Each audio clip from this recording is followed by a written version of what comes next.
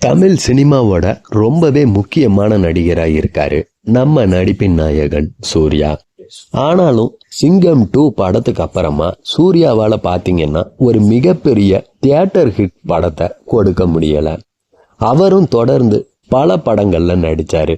அது எல்லாமே மிகப்பெரிய வெற்றி படங்களா அமையல.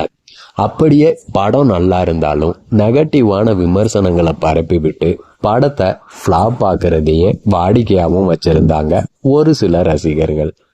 இந்நிலையில தான் ஆர்ஜே பாலாஜியோட இயக்கத்துல சூர்யா நடிச்சு ரிலீஸ் ஆன கருப்பு திரைப்படம் பாத்தீங்கன்னா மெகா ஹிட் அடிச்சு 350 கோடி வசூலையும் பெற்று இருக்கு.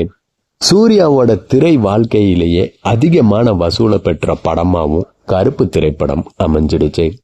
இந்நிலையில வெங்கி அட்லூரியோட இயக்கத்துல சூர்யா நடிச்சிருக்க விஸ்வநாத் அண்ட் சன்ஸ் படத்தோட வியாபாரம் பாத்தீங்கன்னா 300 கோடிய தொற்றுச்சுன்னு சொல்லப்படுது.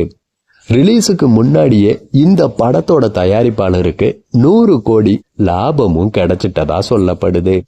இது மட்டும் இல்லாம தியேட்டர் வசூல் மூலமா கிடைக்கிற லாபத்தை எல்லாம் கணக்கு போட்டா தயாரிப்பாளருக்கு இந்த படம் மிகப்பெரிய லாபத்தை கொடுக்கும் அப்படின்றது ரசிகர்களோட எதிர்பார்ப்பாகவும் இருக்கு. இதை தொடர்ந்து வியாபாரத்துல பாத்தீங்கன்னா அஜித்தை சூர்யா தாண்டிட்டாருன்ட்டு கூட சொல்லப்படுது. ஏற்கனவே கருப்பு படத்தோட வெற்றிக்கு அப்புறமா சூர்யா தன்னோட சம்பளத்தை 100 கோடியா உயர்த்திட்டாருன்ட்டு ஒரு சில வதந்திகள்லாம் போய்கிட்டு இருக்கு. ஒரு பக்கம் விஸ்வநாத் அண்ட் சன்ஸ் திரைப்படம் வர அக்டோபர் மாசம் 14ஆம் தேதி ரிலீஸ் ஆக இருக்கு. விஸ்வநாத் அண்ட் சன்ஸ் படத்துக்கு அப்புறமா பாத்தீங்கன்னா சூர்யா மலையாள பட இயக்குனர் ஜீத்து மாதவன் இயக்கத்துல ஒரு படத்துல நடிச்சு முடிச்சுட்டாரு. அடுத்ததா ஜெய்பீம் படத்தோட இயக்குனர் ஞானவேலோட இயக்கத்திலையும் ஒரு புது படத்துல நடிக்க ரெடி ஆயிட்டு இருக்காரு.